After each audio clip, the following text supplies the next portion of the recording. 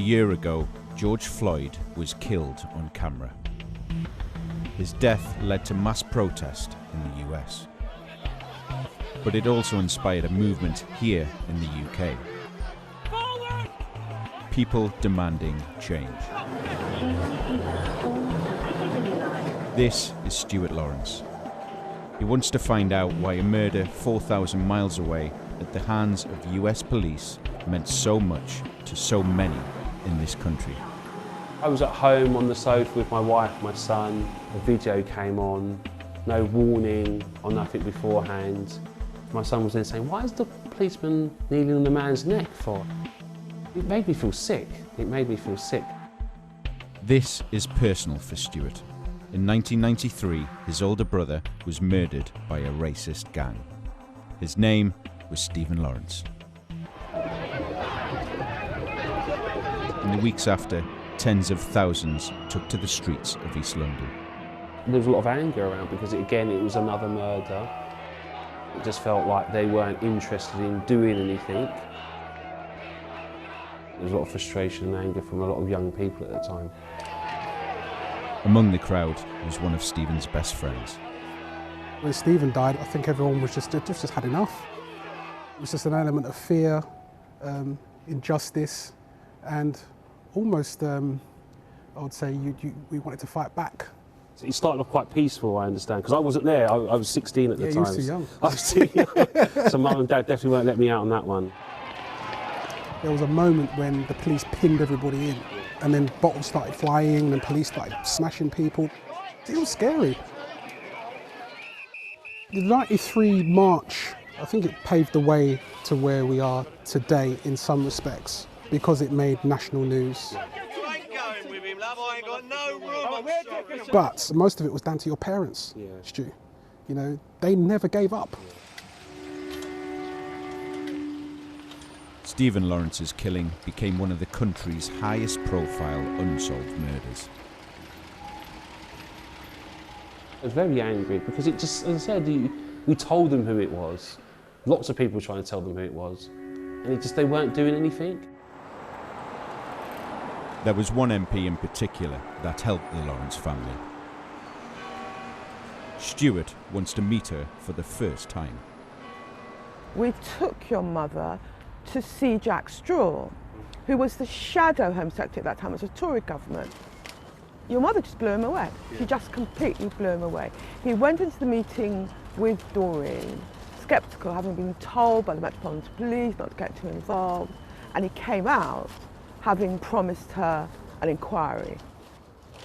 I mean, the extraordinary thing about the Macpherson inquiry was Macpherson was the first kind of establishment figure to talk about institutional racism. That really changed attitudes in the society as a whole. Black lives matter! Black lives matter! Black lives matter! Black lives matter! Black lives matter! Black lives matter! Black lives matter! Black lives matter! I'm not the type of person that goes on protests, I'll be honest. So I was quite apprehensive, nervous. 1 year on from the BLM protests, Stuart has come to meet a well-known activist who was there. Everyone wants to see and demonstrate and feel that there's been meaningful change and things are different. And as I said, you can tell by today, people don't feel like things have changed and things are. I don't. So I don't feel like things have changed. I feel like we have progressed in certain areas, but the biggest issue that I found is our lack of understanding in regards to racism. Yeah. Because to this day, since 1999, when Macpherson report came out and expressed the fact that the police were institutionally racist, in 2021 we are still debating that conversation. Shella, what are you doing on TV, Shella? Shella, you turn movie star, Shella. Brixton Soup Kitchen feeds and cares for the homeless in the local community.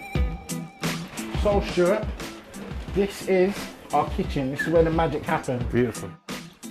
So since Black Lives Matters and we've lost George Floyd over in America, how's that affected you and your local community? I feel like it's had a big effect because it's brought back emotions from so much other things that have happened in this country. Obviously, we're not used to seeing people directly being killed on camera by police, but you know, there's been a lot of brutality, whether it be racist attacks, or whether it be people dying in police stations and there's no information. So it wasn't just about America, it was a worldly thing. And just seeing people from all different backgrounds, all different communities getting involved and getting together to rally and protest and say, look, we cannot have this no more. The government's response to the BLM movement was to commission a report into race relations. It found no evidence that Britain is institutionally racist. Stuart meets a young black frontline officer in the Met. So what is the sort of attitude and viewpoint from your friends in front of you about you donning this beautiful uniform and giving your service to our community? So I grew up in South London and Nigeria, so it won't be a surprise to hear that I've had friends who have been on the wrong side of the law. 100%. And I have to make decisions on what sort of relations I can have with some of these people. Sure.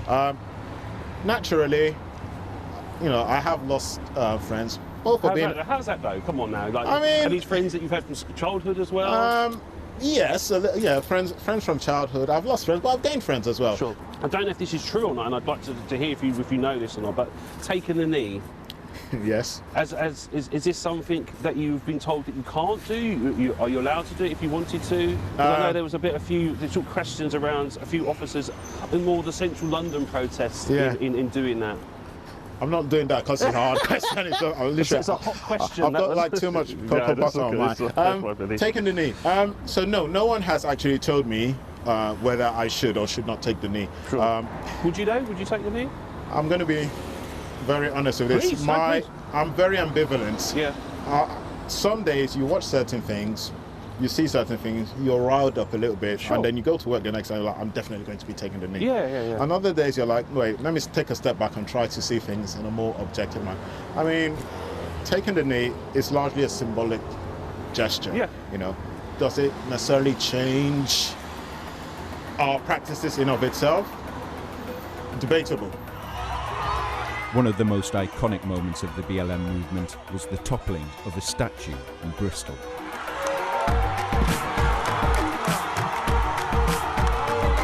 The statue of slave trader Edward Colston was torn down by a group of activists.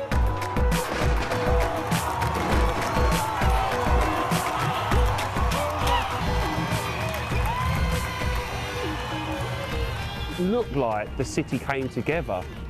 It changes things because people start talking. But what we've got to be careful of not to do is mistake events for systemic change. Sure. Right? Processes that 100%. Are kicked off. Yeah. And what we had was a very symbolic moment, but we also have to be acutely aware that history in a fight against racism is full of very symbolic moments that we're emotionally engaged in and produce nothing. Yeah. And that has then been a pathway to increased cynicism and despair. Yeah. So it's constant.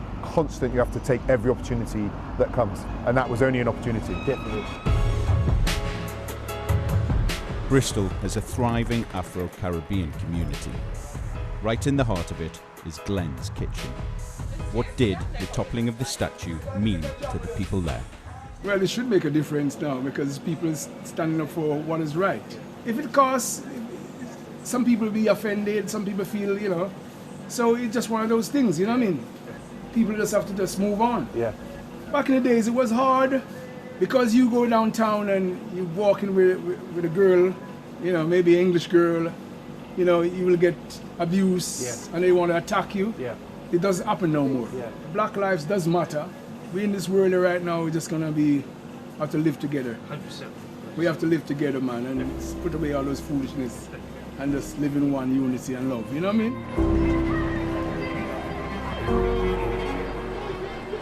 I just wanted to see how far we have come from a year on. Has anything changed? Has people's mindsets changed? I think the one thing that sticks to my mind is people still feel like in certain corners their voices are not being heard. Why did George Floyd's murder really hit home with people in the UK? They saw injustices happen over here with the stop and search figures, the death in police custodies, the layers of the institutions that discriminate against you. We've got problems and issues over here as well. If you were to offer George Floyd's family any advice, what would you say to them?